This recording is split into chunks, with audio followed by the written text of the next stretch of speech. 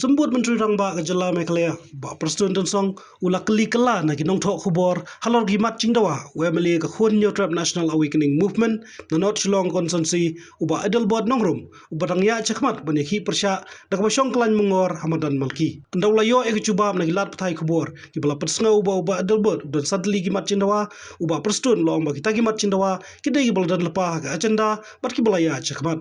Long Ba Sutu Ekejumut Uba Edelbot, Bat Ongru, Bat Nayele Drama San Pertai. Gimat Jindawa Jung. Hampir bahar Jindawa Jung. Kubai kedai ban review ya ka reservation policy. Kita te kibala adon lepas ke jenda. Kebegin ya.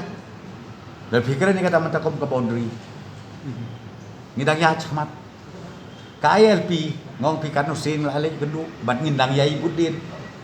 Pikiran ya ka ban increase ka age limit ya ka taru ngila dem ya lepas hai.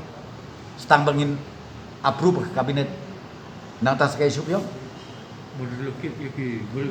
agar to relocation no katang pi ngidang ya chamat te pi ka wei ka long ba nganga sungo bonong ba iba adol ba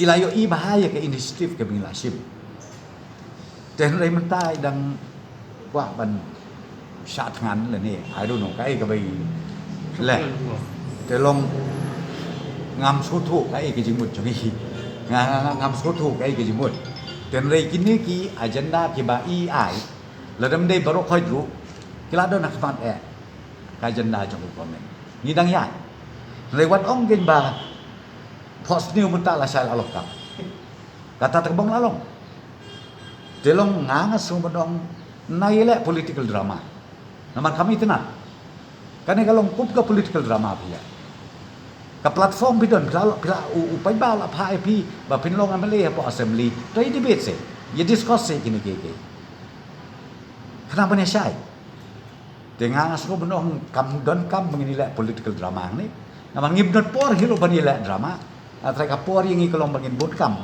ban attend ya ki real issue ki bekta ya ka judgment riu ki bekta ya ka jela ba ki bekta ya ka pateng ka banwan la sya